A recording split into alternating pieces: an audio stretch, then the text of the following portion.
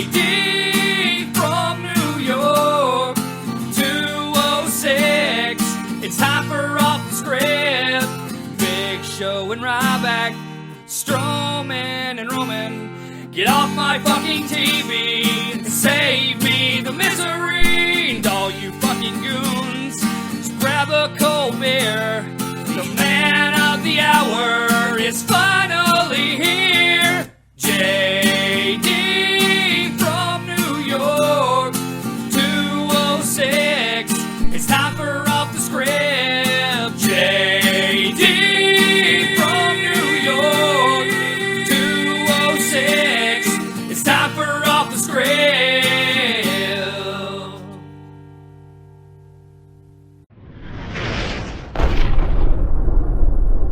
What is going on, guys? JD from New York here.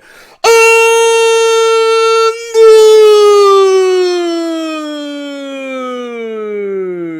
this is the number one fucking podcast. Not only on iTunes, Podbean, Stitcher Radio, Audio Boom, and Google Play Music. But this is the number one fucking podcast in your subscription boxes. Right here on YouTube.com. This is Off The Script. Thank you guys so much for joining me this weekend. Unbelievable, man. Unfucking believable. I have so much on my plate, man, that I am literally, for the first time in a while doing this podcast and YouTube thing, I am severely overwhelmed, bro. I really am. And I've had several days off from work now because where I work, they run on a strict payroll budget, and they did not have hours that could be given to me. So obviously I was going to take the day off. I'm making more money here doing this than I am in my actual job. So it doesn't really matter. And in the end, it all works out and it all balances out. But I'm glad to be home. I'm glad to be doing this. This is what I want to be doing, man. This is what I want to be in and around. So I'm glad everybody is enjoying the podcast. Obviously, it's the number one thing on my fucking channel. It's the number one thing that I do, period, during the week. And WWE 2K17, man, you guys are fucking coming out more so than ever for my career mode, man. And I definitely want you guys to keep it up. I am enjoying myself. My voice is a little gone. My voice is a little unlike JD right now. It's a little sore.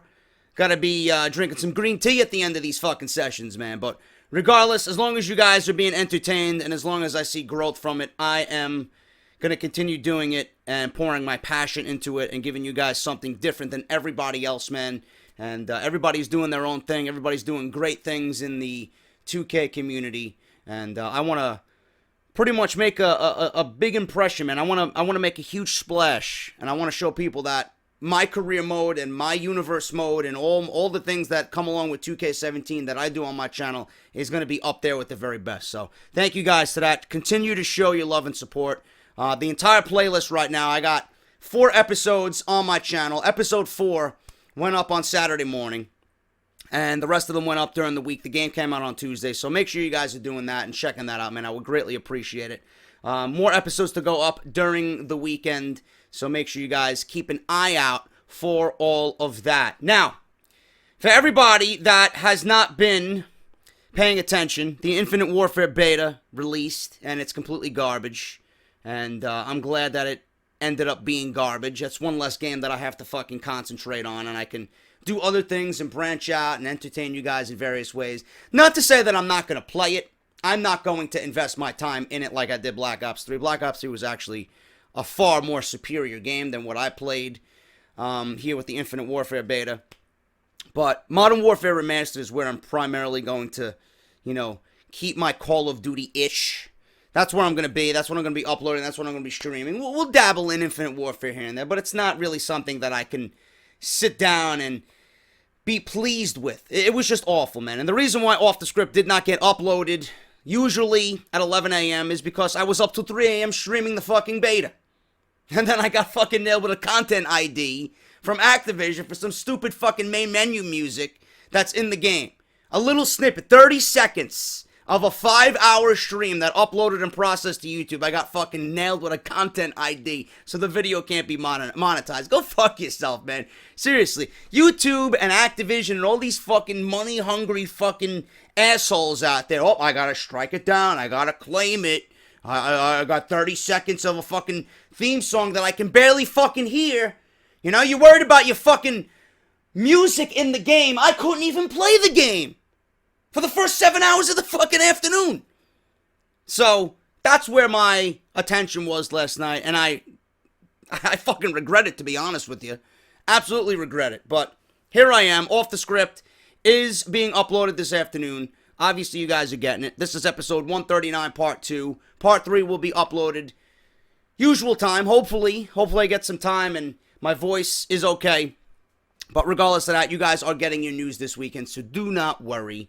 Please make sure you're following me on Twitter for all the updates, man. I always use Twitter first. Update there immediately. At JD from NY206. If you guys are not subscribed to the YouTube channel, I don't know what the fuck you're waiting for, man. Hit that subscribe button. This is the #1 fucking source, podcast, whatever the fuck you want to call it.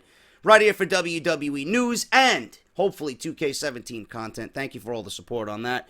Make sure you guys continue to sign up for your Loot Crate, man. I believe this is the last. Today might be the last day, man. I'm not really sure, but I know this is the last weekend for Loot Crate and WWE Slam Crate. Make sure you guys are getting yours because this is an official WWE licensed product. I am partnered with Loot Crate to give you guys the best deal possible. And I want you guys to go check it out. Use the link that I provide down below. This is going to be big, man. You know it's WWE. They're going to come out swinging for the fences for this thing. And it's going to be awesome. The first crate's going to be fucking awesome. And hopefully you guys are signing up with my link down below, man. Use the coupon code at checkout for whatever tier, whatever subscription that you guys want. JD from NY at checkout. Okay? And save yourself 10%. If you guys don't like Loot Crate, I got others, man. WrestleCrate.com. My friends over at WrestleCrate on Twitter at WrestleCrates and then WrestleCrate.com. Use the coupon code over there. JD sent me for 10% off your first purchase, man. That's the regular crate and the ultimate crate, which is the best fucking deal, man. T-shirt in every box, action figures, DVDs, comic books, signed memorabilia from some of the biggest names in the industry. Unbelievable stuff. So make sure you guys, if you're interested in your subscription services, make sure you use my codes. That's JD from NY for Loot Crate, and then JD sent me for Wrestle Crate. So thank you to everybody that has signed up for that. Now, also, I have to make mention of this, man, because Hell in a Cell will be here very, very shortly. We got 2 weeks till Hell in a Cell. I just got email from WrestleRumble.com. The people over at Wrestle Rumble, man, they gave away NXT tickets to Toronto the last time they did their pick'em. Guess what they're doing today, or this week? That was just announced. Hell in a Cell, pick'em, coming, 2 weeks. If you guys want in on this, WrestleRumble.com. The first prize is $500. Also, you're going to get tickets, lower level tickets, to the Royal Rumble. Unfucking believable, man. WrestleRumble.com with their Hell in a Cell pick'em. $500 cash, and you're going to get lower level tickets for the Royal Rumble. I will keep you guys posted. Make sure you guys go to WrestleRumble.com. Save that website in your browsers, and I will let you guys know when the pick'em goes live, and we will talk about it when it goes live, man. That is fucking unbelievable. If there's a pay-per-view that you should go to this year and see live in person, I've never been fortunate enough to do so, it is the Royal Rumble. But whoever won those NXT tickets, man, I'd rather go to NXT than the Royal Rumble, to be honest with you. That's a fucking unbelievable first prize. So, WrestleRumble.com. And if you guys want to support the podcast, Patreon.com/JD from NY206. Thank you to everybody that's pledged this weekend. I love each and every one of you. Appreciate you from the bottom of my heart. And if you guys don't want to do that and pledge monthly, t-shirts, man.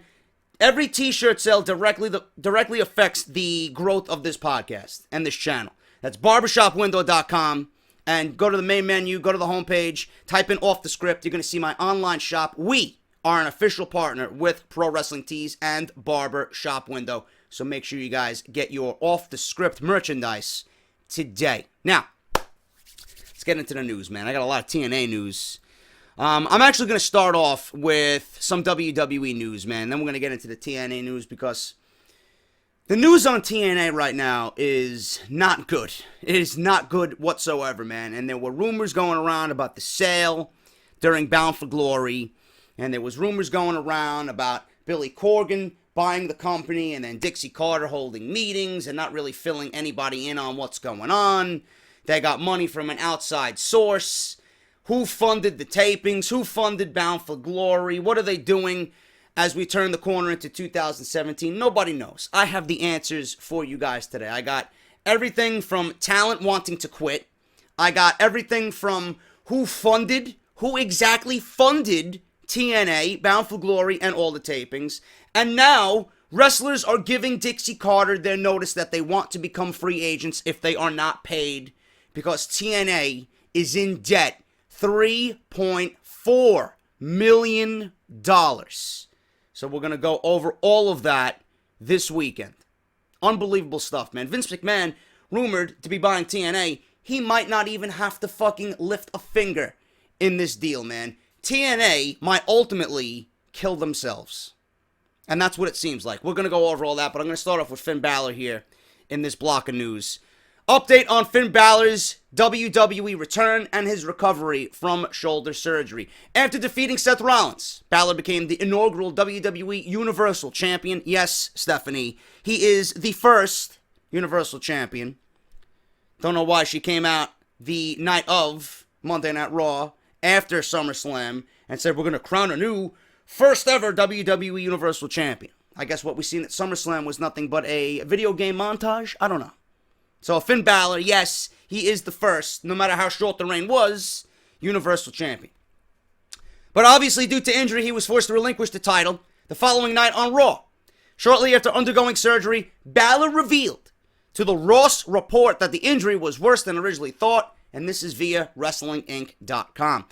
I quote, obviously, we get a lot of scans beforehand, which it showed a pretty good labrum tear. But I guess when they went in with the scope, they found a labrum tear that was like 180 degrees, which was twice as big as they expected. Plus, there were some bicep issues, some pectoral issues. There were also some bones broken in there. He was all fucked up. So they were kind enough to give me the bones in a jar. So they gave him the bones in the jar, which I have on my mantle at home right now. It's a nice little decoration. Pretty creepy. You walk into Finn Balor's home and you fucking walk into his living room, he's sipping on a nice glass of wine, getting ready for a nice conversation, watch some TV, see these fucking bones on the mantle. Jesus Christ. With this injury and the severity of this injury upgraded, so was Balor's estimated time recovery. Initially, the Demon King was set to miss close to half a year of action. I guess the original diagnosis was 4 to 6 months, he said, but I guess when they found out the extra problems in there, they said it was going to be a hard 6, Balor said. Now, I could try and shave some time off, but I'm not going to. If I'm ready before 6 months, I'm going to make sure when the time comes around and 6 months is there, I'm going to be better than ever. The former Prince Devitt in New Japan Pro Wrestling was drafted to the Raw brand just weeks before the injury. With the WWE Universal title around his waist, it was expected that he would become a fixture for the WWE product, but after the injury, the biggest concern has been when he will be able to return and 100% health when he does return. Many hope Balor can recover in time to return as a surprise entrant in the Royal Rumble. I will give you my thoughts on that in a second. However, as Balor said, he is looking at a hard 6 months before he can even recover. At this stage, he has approximately 4 months left, making his return likely closer to the end of February. DWN, Daily Wrestling News, reports, and they add that WWE officials hope Balor can return by WrestleMania 33, but if he continues at this current pace, he could return before then. He took some steps to speed up the recovery by undergoing a stem cell transplant procedure in late September. The procedure, as Dr. Dugas describes, his doctor, is intended to strengthen the shoulder by taking bone marrow from a different part of his body and injecting it into the repaired shoulder. I quote from Dr. Dugas, "We discussed the possibility of a stem cell injection to help with the cartilage defect to see if we could form a more robust tissue by adding some of his own biology there. We obtained the bone marrow from the wing bone of his pelvis. It's still too early to tell if Balor can speed up his recovery, but he is trying everything to do so." Balor is needed, number one. I want to see Balor on Raw. They could certainly use him, and it was a fresh atmosphere when he was there. It sucks that he's not there. It sucks that we have to wait all this time, and he's going to be out of action for the remainder of 2016. My only hope right now is that he comes back 100%, because I know at that age, he's 34, 35 years old. You know, as you age, it's going to be a little bit more difficult to come back in a timely fashion. Hopefully he can come back and he can be better than ever. Nothing's going to set him back. He's going to be 100% healthy. Now, people are talking about the Royal Rumble for Finn Balor. I don't want that, because I want the WWE to go into the Royal Rumble, especially now that we're in this brand extension. I want it to be a complete surprise. If Balor comes back in the Royal Rumble, there's no way Balor's going to lose, you know? There's no way Balor is going to lose the Royal Rumble. If he comes back in the Royal Rumble, that means Balor is going to win the Royal Rumble, and he's going to challenge Kevin Owens again for the title that he never lost. So it's going to be Owens versus Balor at WrestleMania for the WWE Universal Championship. I don't want it. I don't want it in the Royal Rumble because it's going to be too predictable. I want the Royal Rumble to, for the first time in seemingly forever, to be unpredictable. I don't want nothing about Balor in the Rumble. I'm hearing the WWE's bringing back the Chamber for February. That could be another way in for him to get a title shot at WrestleMania. I'd rather that happen. I'd rather see him in the Chamber. So we'll see what happens. I don't know. All I care about is him coming back 100% healthy, because God only knows Monday Night Raw needs Finn Balor. They need the Demon King back on their show. No question. Now, let's talk about this TNA shit, man. I got so much TNA shit looking at this report. And it's a sad state of affairs, man. TNA wrestlers prepared to declare themselves free agents as soon as next week. I don't know who this is. I don't know who they're talking about or who has come forth and stated that they want to be free agents. But this is all according to Dave Meltzer. TNA has been in the news a lot over the past month. But the last few days have seemingly been all about TNA due to various issues going on in the company. And each day sees things get worse and worse. Last week, into this week, TNA finished up their television tapings. This is supposed to help them out until the middle of December, which most felt would be long enough for TNA to come to an agreement with someone over buying the company. However, it seems the prime guy to buy TNA in Billy Corgan is not happy and has decided to push for something big to happen. There have been several disagreements backstage with Billy and TNA chairman Dixie Carter. Carter and her own family own 70% of the business, which gives her full control over the company and what happens to it. The problem is that this has driven TNA downhill for years and continues to do so. Corgan has seen this and wants to get the company before things get worse. But nothing has happened as of yet as far as Billy Corgan buying TNA. Corgan has now decided to sue TNA. Yes, the man who wanted to buy TNA is now suing TNA and everyone who matters so that he can get something out of the company he invested in it. Not only has the TNA president decided to do this, but now the state of Tennessee has filed a lien on TNA due to unpaid taxes. It is rumored that the company could own $250,000 to the state. However, this number has not been confirmed.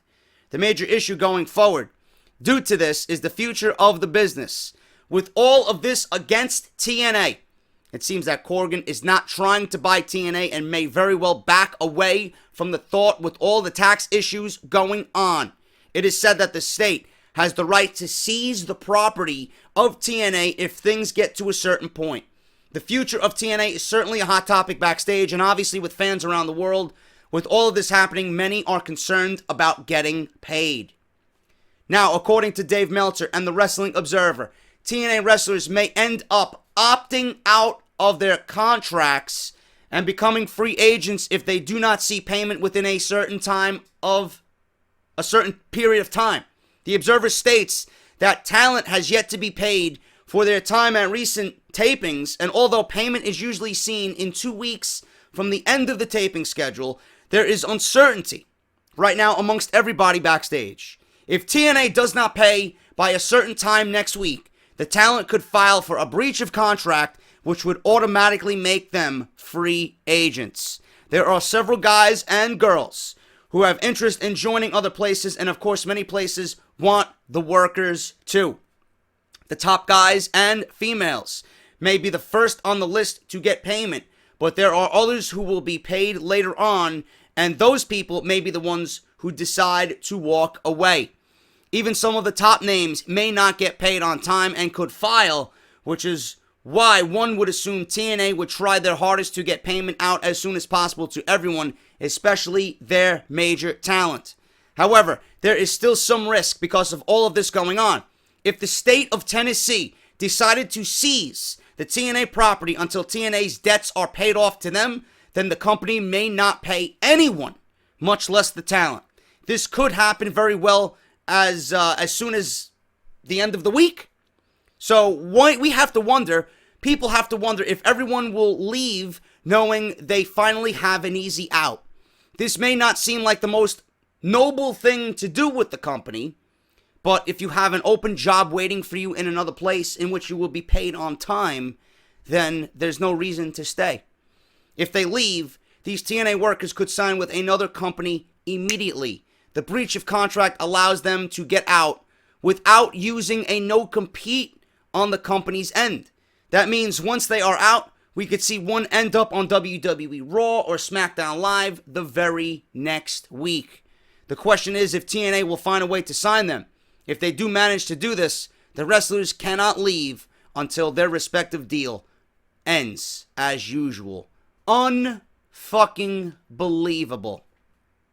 I gotta feel bad for Aaron Rex, Damian Sandow. I gotta feel bad for guys like Cody Rhodes who just ended up over there. You know? I gotta feel bad for the people who've put all these years and all their energy into building this brand, and now they're looking at TNA digging their own graves, man. TNA has dug its own grave. Dixie Carter has dug TNA's grave.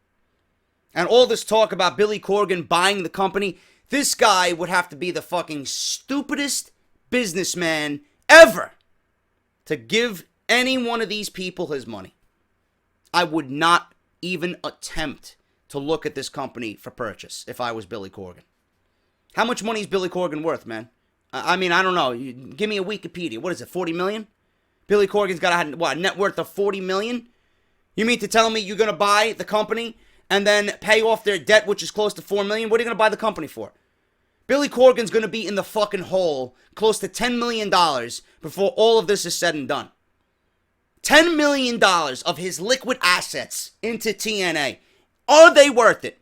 Do they deserve it? No. This is a terrible business move. He's already in the hole before he even gets started on what he wants to do. Absolutely terrible. All this talk about WWE coming in and buying TNA. I knew it was nothing but Dixie Carter running her fucking mouth. This company's dead.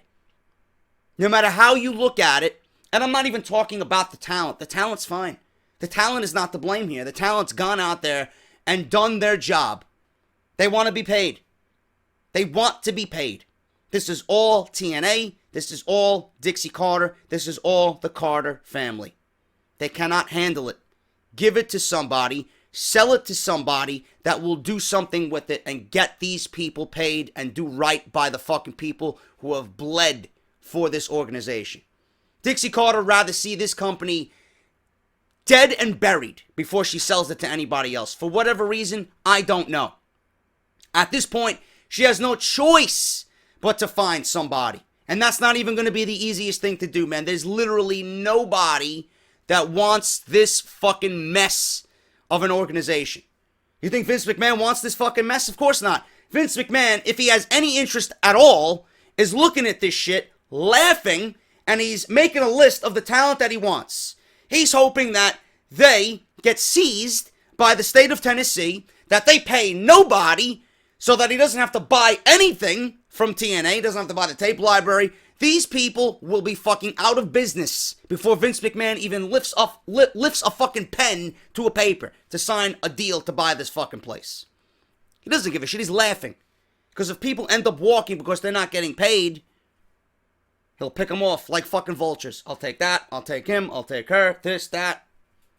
There'll be no fucking wrestlers for the next TV tapings. And what is TNA going to do?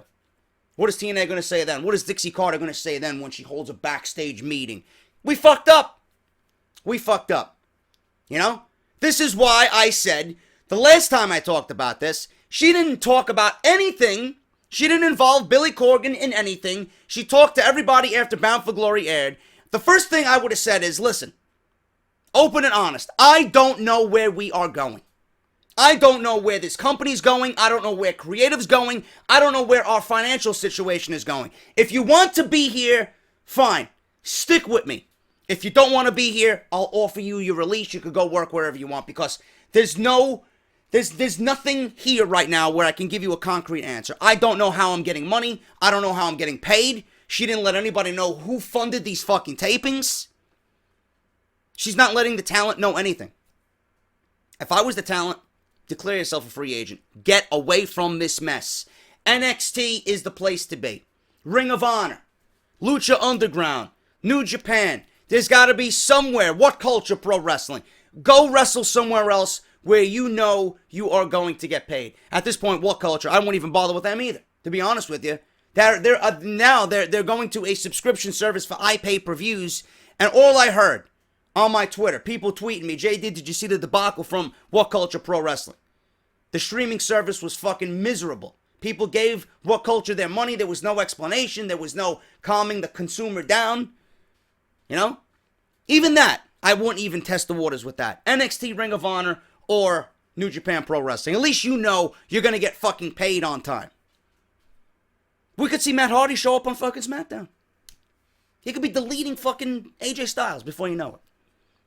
Vince McMahon is not even in contention for this shit anymore. TNA is killing themselves. TNA is putting themselves out of business. There's not going to be any TNA because of Dixie Carter. There's not going to be any sale. The only reason why they mentioned WWE, and the only reason why they mentioned Vince McMahon's name and World Wrestling Entertainment, was because they wanted you to think that a deal was going to happen on Sunday at Bound for Glory, before Bound for Glory, and they wanted you to buy the pay-per-view in hopes to boost pay-per-view sales. That's the only reason why they did it. And I knew that was the reason why they did it, and that was the reason why I did not order it. I am not falling for this bullshit. TNA is dead. And if I was everybody in the company, if I was Dixie Carter, first and foremost, I would have offered everybody their release if they wanted it. Now the people are not getting paid for the job that they are doing. They have every right to fucking walk away. Fuck this company. I know if I'm not being paid for months at a time, and I know my company is $3.4 million in debt, when are you going to see your money, bro? You're not. Walk away. Consider yourself a free agent. You're right next door to the Performance Center. Knock on the door. Yo, Matt Bloom, Triple H, what's going on, bro? Can I have a deal? This is broken Matt Hardy. Can I bring my brilliance into WWE? There you go. That's all you gotta do. Everybody that signed with them recently, I feel bad. Why would you do that knowing the huge question mark looming over this company? All they wanted was a place to work.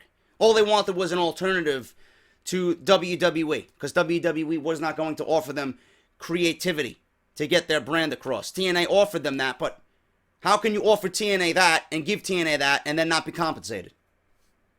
They are fucked. Completely fucked. Corgan is suing TNA, I believe, for music rights. And I got news on that as well. TNA Wrestling has been in a shithole for quite some time. And we all know that TNA Wrestling is being sold, but to who, I don't know. But we don't know who it's going to at all. No word on anybody. The most likely choice in the stakes was Billy Corgan, as he was set to become the new TNA president a few months back, which is a role he took from Dixie Carter. He's not complete president yet. Dixie Carter owns 70% of the share in the company. She is still calling the shots. The idea was that Carter was bad for business and needed to be removed as soon as possible. Not only did they remove her from TV, but also from any creative control, as Corgan took all that over in the last batch of tapings. Now, this might be the last thing he does for TNA Wrestling.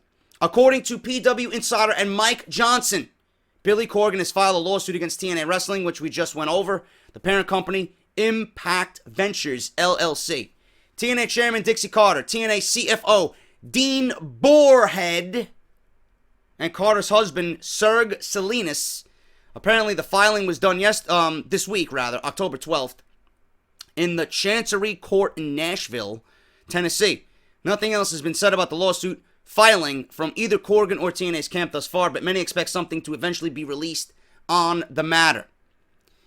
We don't know what's going on with that. I'm hearing that it's music rights.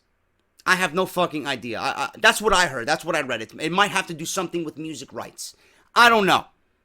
But who the fuck knows what's going on, man? TNA doesn't let any information out to the public, so it's all a fucking guessing game. It's all a guessing game. And now if Corgan is suing TNA, what makes you think any one of these fucking people from TNA's camp is going to sell to Billy Corgan if he's suing them? It's a dead deal. This is a complete fucking disaster. Matt Hardy has even thrown his name, jokingly, probably, into the name, or into the hat, to buy TNA Wrestling. We all know the rumors regarding a possible deal for TNA. But Matt Hardy, probably in character and probably just fucking around, proclaimed this week on Twitter, I am interested in purchasing Impact Wrestling if the owners will sell it to me. I would inject my broken brilliance into every iota of it. If I buy, first move is to delete the obsolete TNA acronym. The poor play on words retards the brand from reaching its full potential. Hashtag TND. Of course, he would later go on to say that TND stood for total nonstop deletion. Now, of course, it is very tough to know if Matt Hardy is doing this as the wrestler businessman or as the character of Broken Matt Hardy, which he has used in a public setting a lot, and especially online. If he is serious and Carter sees that, she may very well talk with Hardy about the company going forward, and Matt Hardy may be a candidate to buy the business. The problem is how much Dixie is asking for the company. We all know TNA is in debt right now, so the promotion and its debt would go to the new owner or owners. That said, Matt would take on the debt plus all the contracts each talent has. The only one he wouldn't take on is his own, as ideally he would pay himself. Matt may go into debt after buying TNA. Hardy made millions over his career with WWE, but it was not as if he was bringing home John Cena types of money. Hardy may have an estimated worth of $10 to $20 million at the max. Meanwhile, Corgan has a worth that is double that. Like I said, $40 million at least is what I read for Billy Corgan's liquid assets. Matt Hardy is a smart man and knows he could never take on TNA as we see it today. Could he do well with his own business? Sure. I'm pretty sure Matt Hardy could do well with his own business. He very well could do whatever he wants. And seemingly he has already gone into business for himself. I mean, look at him. He's fucking bigger than ever. He could pay smaller wages and it would run his way.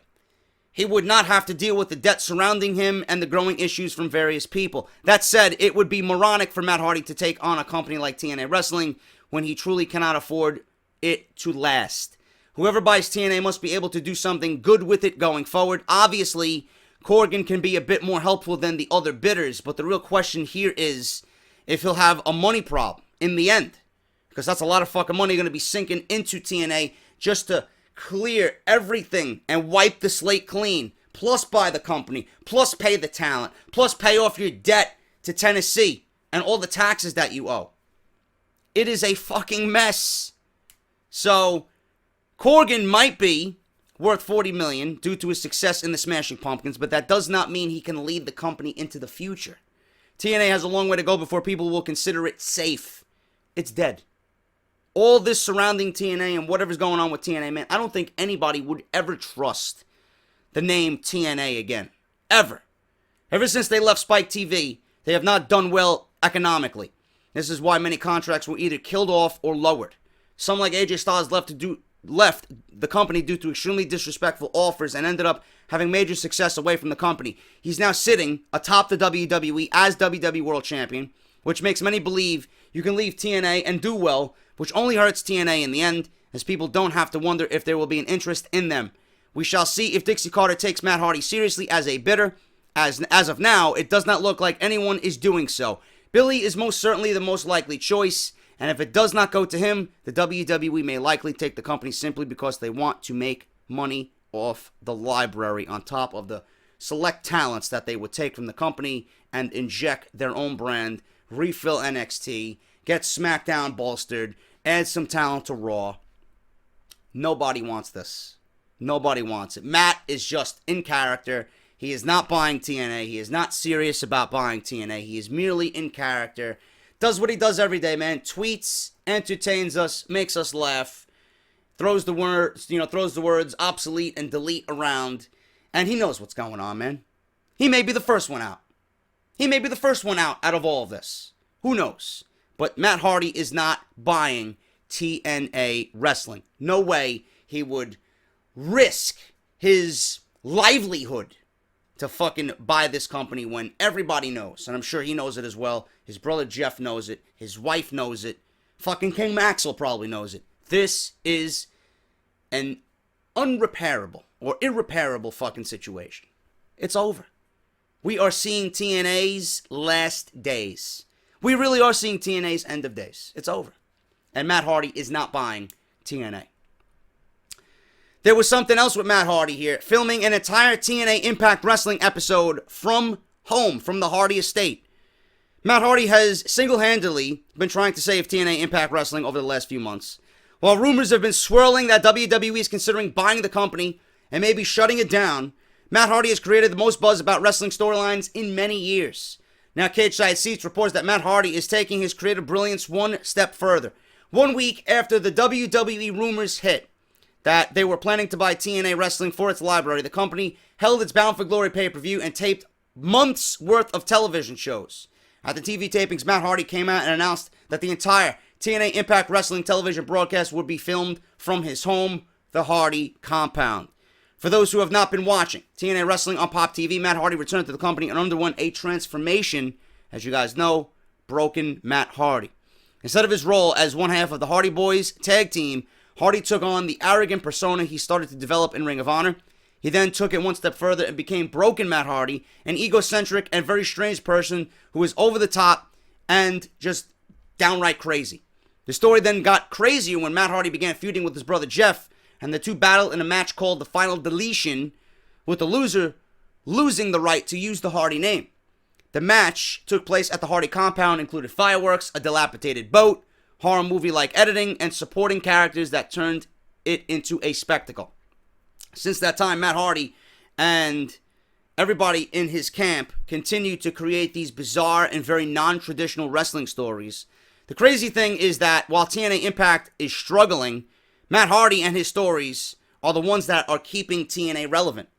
When the Dudley Boys were announcing their retirement on Monday Night Raw, they mentioned the Hardy Boys. The fans in the WWE Arena in Brooklyn at the Barclays Center started a 13,000 seat arena chanting delete. It might be one of the first times in many, many years that the WWE fans chanted a TNA Wrestling Impact catchphrase at a WWE event. What makes this optimistic for TNA Wrestling at this moment is that Matt Hardy was allowed to move his story forward on his own at the encouragement of Billy Corgan. While several sources reported that Dixie Carter is fighting the sale of TNA Impact to the WWE, it is Billy Corgan who is in control of the company when it comes to the creative direction, and he is fighting for Matt Hardy. It has now reached the point where Matt Hardy will get an entire episode of TNA Impact Wrestling for his own brilliant plans.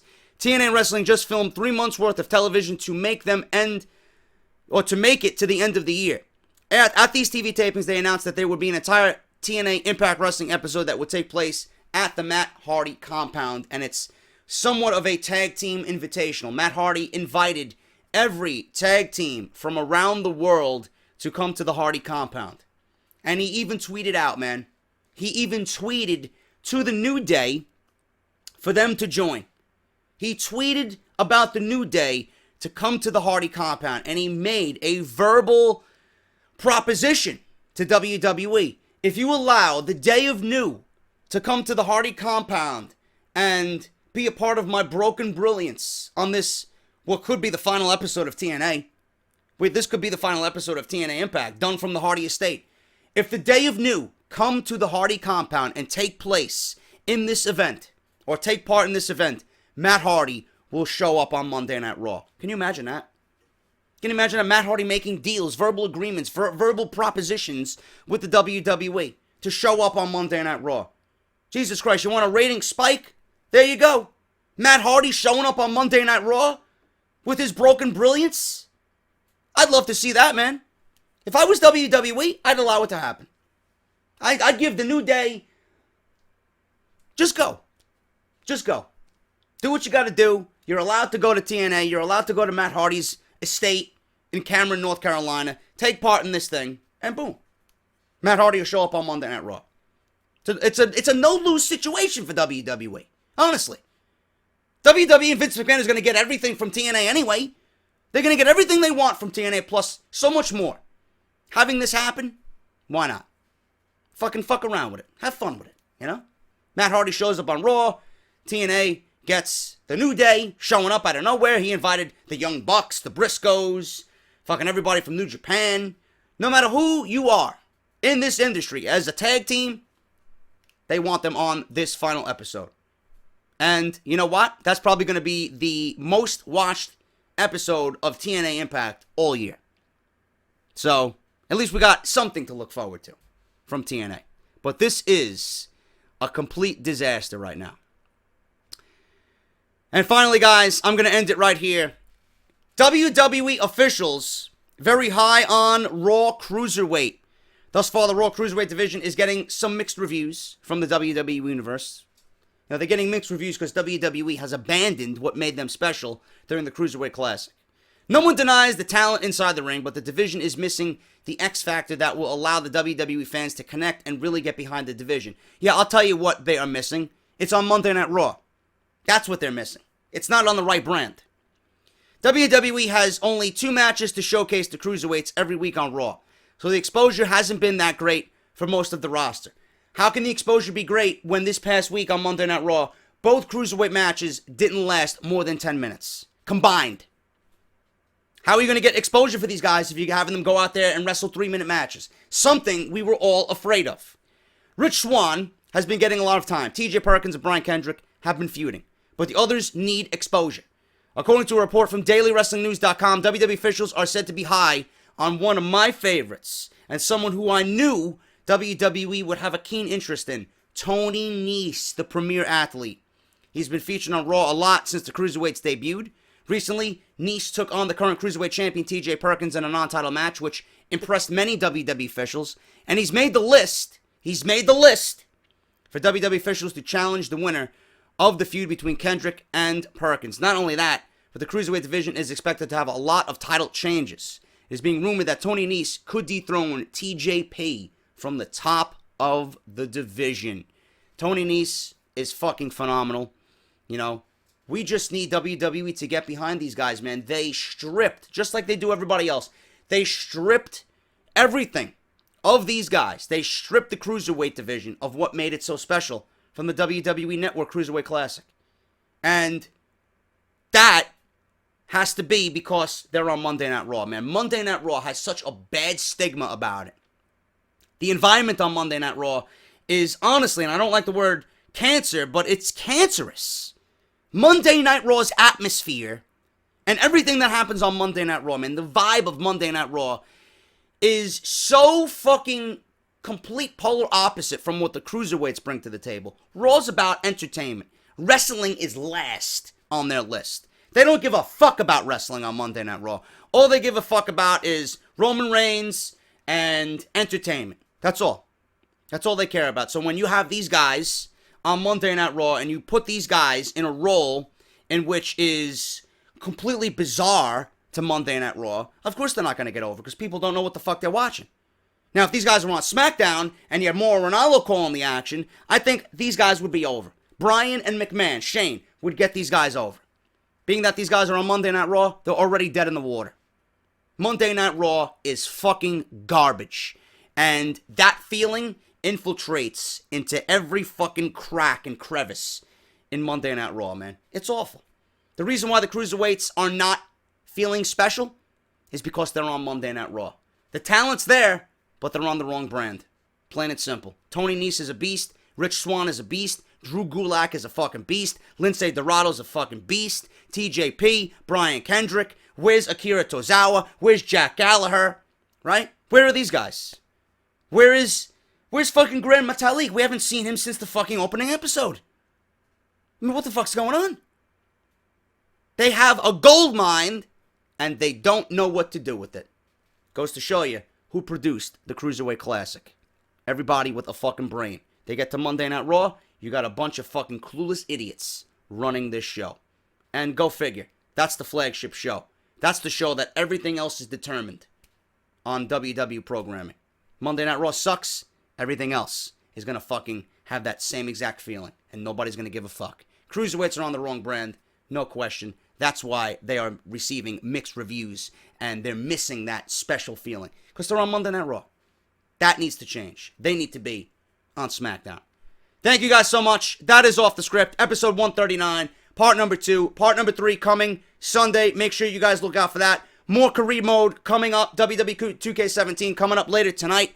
Thank you guys so much. I might even be streaming more Infinite Warfare, man, depending on how I feel. They just added Kill Confirmed. I'm just reading now. They added a new map and Kill Confirmed, so we'll see what happens with that. But thank you guys so much. Thank you for being patient. I apologize. Hope you enjoyed the My Career video that went up in Off the Script's place. You're getting Off the Script this afternoon. More content to come. I'm here working around the clock for you guys, growing this channel and giving you guys the content that you want each and every day. I'm JD. Do me a favor and hit that thumbs up for me, man. Thank you so much. Check out all my recent videos during the week, and I'll see you guys right back here for more Off the Script, part number 3 of episode 139. I'll talk to you guys later.